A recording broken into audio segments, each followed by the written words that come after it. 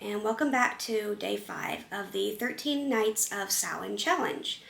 Today is October 23rd, and the prompt is, what spirits do you work with during Samhain, and how do you connect with them?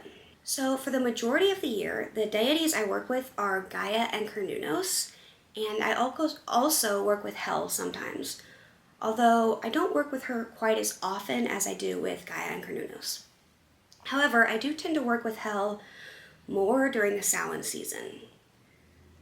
I don't like to really use deities like correspondences, like where you can just use a color or whatever without having or an herb or a crystal without ever having worked with it before. I think before you really start trying to work with deities, you need to develop a connection and a relationship with them.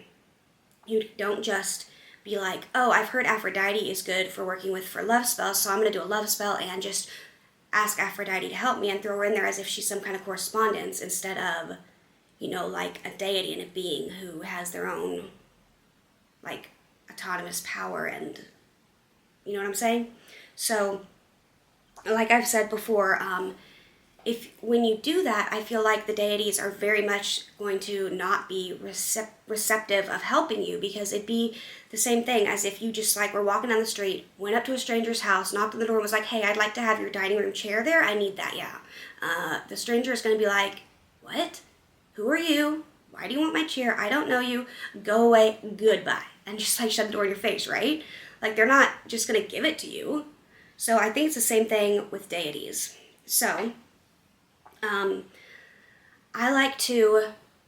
I've been working with Hel for a few years, and I like to give her offerings, and I work with her for protection, transformation, wisdom, and a lot for ancestral connection, which is why I work with her more during the Samhain season.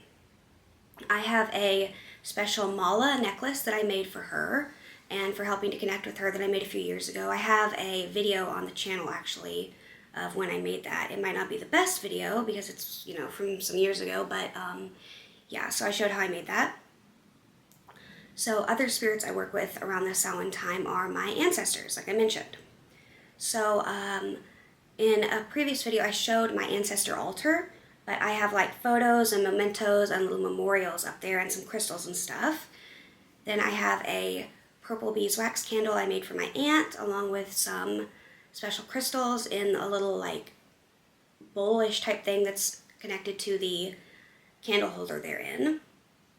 And so I keep my ancestor altar up there year round and sorry, my hair is driving me crazy today.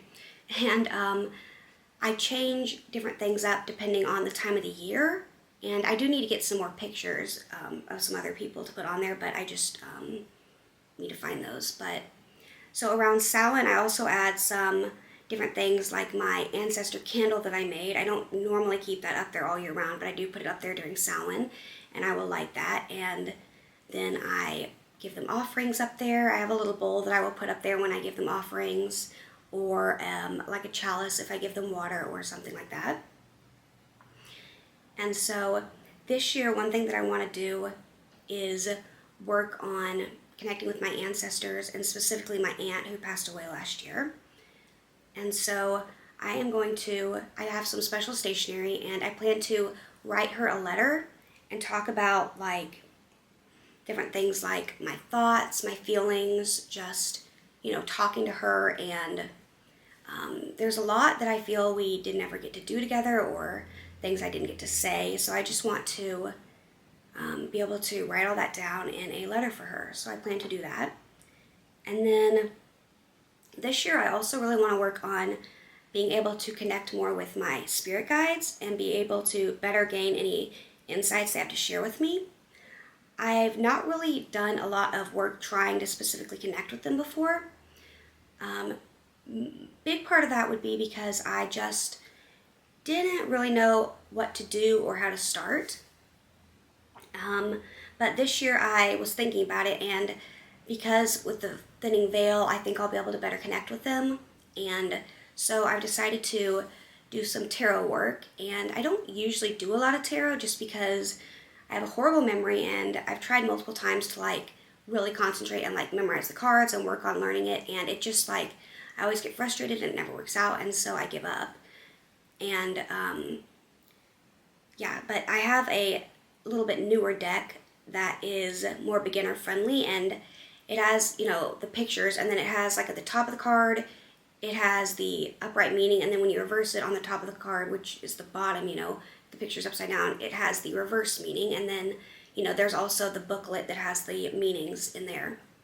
So it's a little bit more beginner friendly in that respect.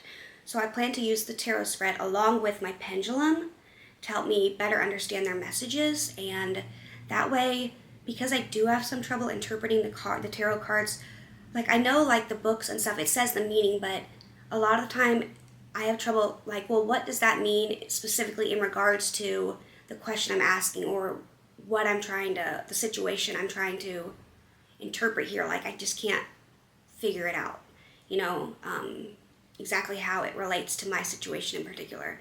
And so I feel like by using the tarot spread and then also the pendulum, I can be like, okay, am I on the right track? Am I interpreting this correctly? And then, you know, get a yes and no and stuff. And so I feel like that will be a good way to do that. So yeah, those are the main spirits I work with during Samhain. And thank you so much for watching. Please subscribe to my video, leave a like. I'd love to hear a comment down below of who you work with. Uh-oh. I'm sorry, my alarm went off. And so, thank you for watching. Please leave a comment down below. I would love it if you would subscribe and like the video. Thanks so much for watching. I will see you next time. All right, bye.